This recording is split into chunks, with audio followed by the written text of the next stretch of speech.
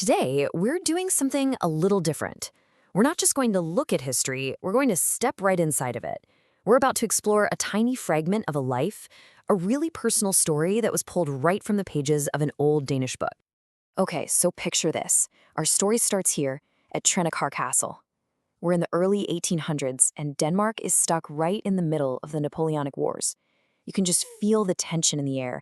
It's that kind of quiet that feels more like a held breath than actual peace. And it's right inside these walls that our story really begins.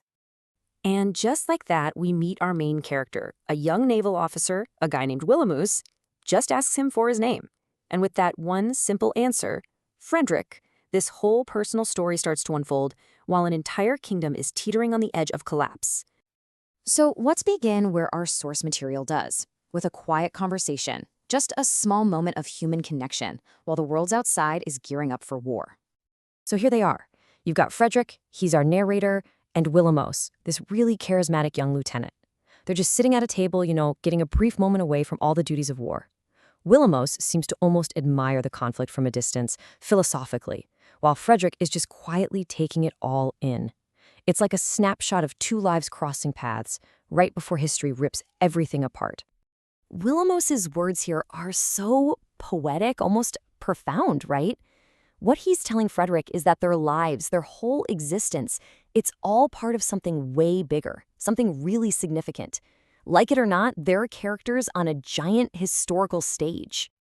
But, the war isn't the only conflict going on here.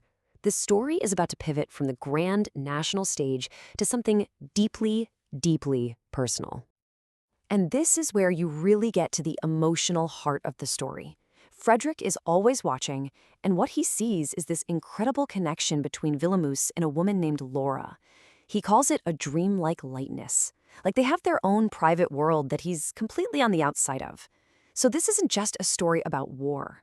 It's a story of unspoken feelings, and maybe even a little quiet jealousy. But that quiet internal world he's been observing, it's about to be completely shattered. The real world is about to come crashing in with sudden, dramatic force.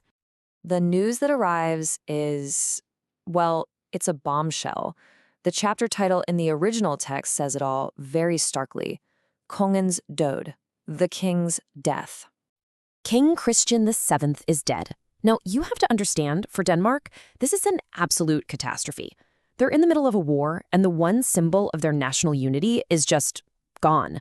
This doesn't just create sadness. It creates a really dangerous power vacuum. The entire future of the kingdom is suddenly up for grabs.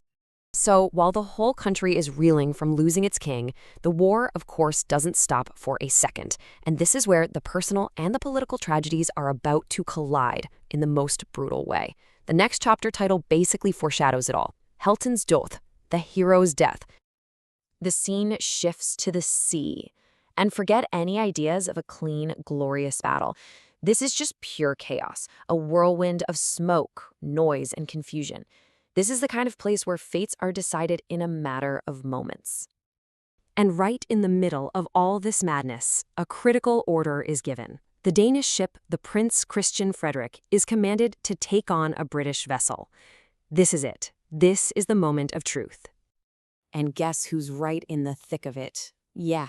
Willemoes, the same charismatic lieutenant from that quiet conversation, the hero of the entire Danish fleet. He's on deck, directing fire, with no idea that his story is about to come to its final, tragic end.